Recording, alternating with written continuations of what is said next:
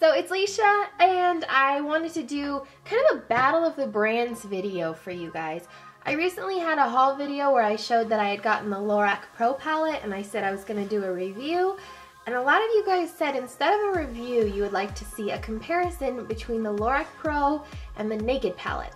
So I thought that would be kind of an interesting video. Obviously, they're all very different and they've all got different shades, but I thought it would be kind of cool just to see what the main differences are. So the first thing worth mentioning is the packaging. So the packaging on the Lorac is very sleek. It's very, very thin. It's got a magnetic closure and it doesn't have much extra stuff going on. You've got the mirror and then you've got the eyeshadows and that's pretty much it. Oh, and there I am. So each of the Naked palettes does come with an extra. It's either a dual-ended brush or a dual-ended eyeliner. I believe that they're different for each palette, but it might have changed in recent years. The Lorac palette does not come with a brush or any extra like that, so it does make the packaging a little bit more sleek. However, it does come with an eyeshadow primer, and this is the Lorac Behind the Scenes eyeshadow primer, and it is a 0.19 ounce container. And I know that the Naked palettes in the past did come with an eyeshadow primer, but I'm not positive if they do anymore. For the Naked palettes, there is obviously more of a selection here. There are 3 different ones. The first one is thicker, as you can see, but it's still got that same pretty basic packaging. It's got the mirror. Naked 2 has a different style packaging in the sense that it is a metal case, where this one is kind of like a felt cardboard case. This is definitely a cardboard case too. But inside it's pretty much the same, much bigger mirror. And then Naked 3 kind of follows suit with Naked 2. So the color choices are something else that definitely need to be considered. You have more of a warm and cool and pink tones for the Naked palettes, and then you just have one Lorac Pro palette.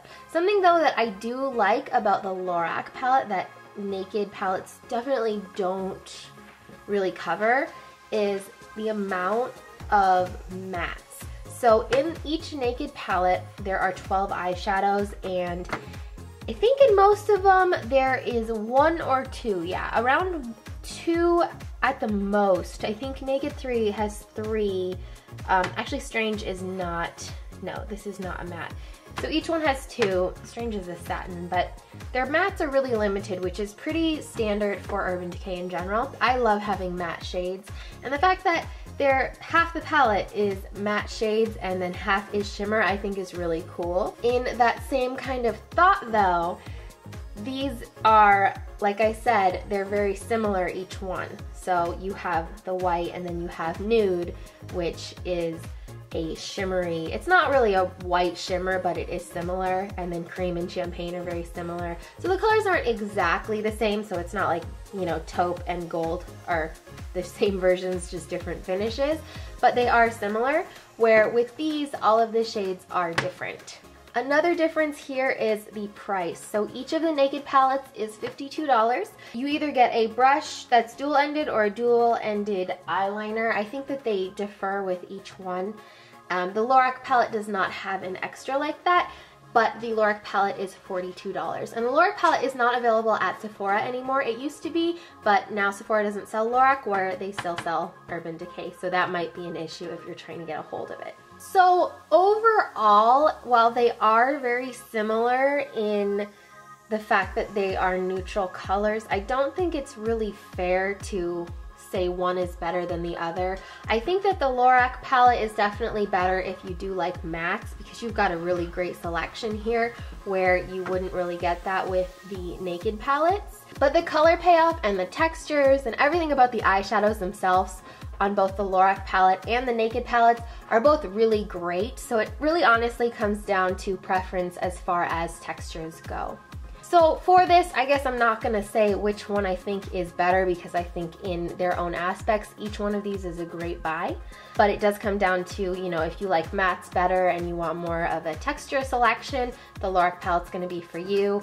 Whereas if you want something that's more, you know, cool toned or warm toned or pink toned, then you might want to check out one of the Naked palettes. If you are interested in seeing a more detailed review on any of these, definitely check out the links below. I will have reviews, video reviews for each of the Naked palettes, as well as blog posts, and then a blog post for the Lorac palette. I'm not going to do a full-on review for this one because it's not really a new palette. A lot of people have talked about it before, but I definitely will post my swatches of everything on my blog.